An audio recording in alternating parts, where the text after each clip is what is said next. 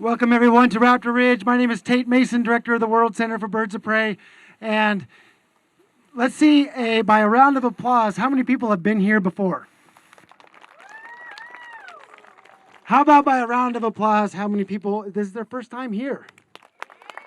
Okay, always new people here, always more people to inspire about raptors. The best way to learn about birds of prey, the best way for me to be inspired, seeing these birds out in the wild, seeing them using the thermals and using updrafts and that sort of thing is the way to do it. The World Center for Birds of Prey is the headquarters of the Peregrine Fund. We're a nonprofit organization and we work on behalf of birds of prey all over the world. Our first project, saving the fastest creature on planet Earth. Anybody in the front row know what the fastest creature on planet Earth is? Oh, I heard condor. Very good. It's actually a peregrine falcon. But she answered my next question. So we started off, of course, saving the peregrine. Our biggest project now is the recovery of North America's largest flying land bird, the California condor. That's the challenge of our time. It's a challenge of our generation to save the California condor. It's the only endangered raptor in North America, and let's fix it. And so you'll learn a lot about our condor program inside. I think we got most of the folks here, and I want to hand it over to Kelsey Tatton. Kelsey is our raptor specialist. Jaden Soper will also be doing this program, and let's give them a round of applause.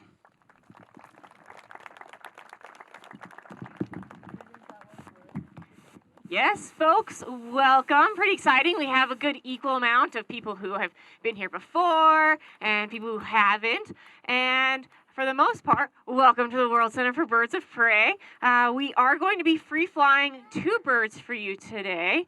And once everyone kind of gets settled in, we'll kind of give our safety spiel. But I want to make sure everyone hears it before I get into it. But happy Earth Day, everyone! Yes! Oh, this is a good crowd. I'm super excited for this. And Earth Day is a great, perfect time to come out and celebrate not only what we have around us here on this planet, but that goes up into the sky. And that's our birds here. All right, I think we have everybody within earshot. So we love birds here, but I also really love safety. And to keep everyone safe, we rely a lot on our awesome audiences to follow just a couple rules. So we bring the birds a little close to you, and they come even closer themselves. So we don't like to brag, but we can give some haircuts. It's not a service you ask for, but it's one we may provide. And keeping nice seated for me throughout the entire program. And keep your hands a little lower. Of course, photos, videos, welcome, all those types of things. But all these types of birds are really special and fly in different ways. And we're very fortunate enough that we get to have this space to show them off for you guys. So I know we might have to sneak in and squeeze in to get everyone seated. But there's also a couple seats down in front if anyone's interested. It's looking full up there. We do have some down here. Oh, Tate.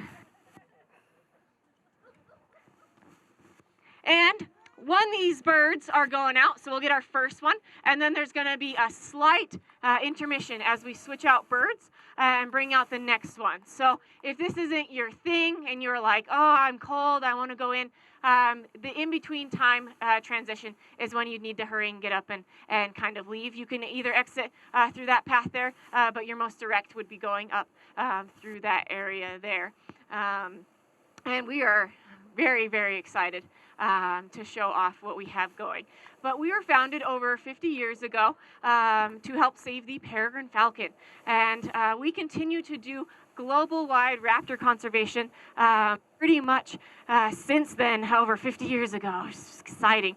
And why do we like birds of prey? Why do we care if they're around? Because they're awesome and cute. Yeah, that's one of them, right? But no, for a multitude of other reasons. So they are really good barometers of our natural environment, meaning if they're doing well, apex predators, top of the food chain, their prey's doing well, water, plant quality's doing well, and then it's going to be well for us humans. Because if it's not too long down the pipeline, it's going to be wrong for us as well. And and they provide ecosystem services like keeping rodent populations down, those pest species that we think that are around our homes. Without further ado, we're just going to go ahead and get started. This bird coming in here, it's Oliver. He is our 5-year-old milky eagle owl. And some of you may have already met him before, but he's stunning every single time. So this is one of the largest owl species from Africa.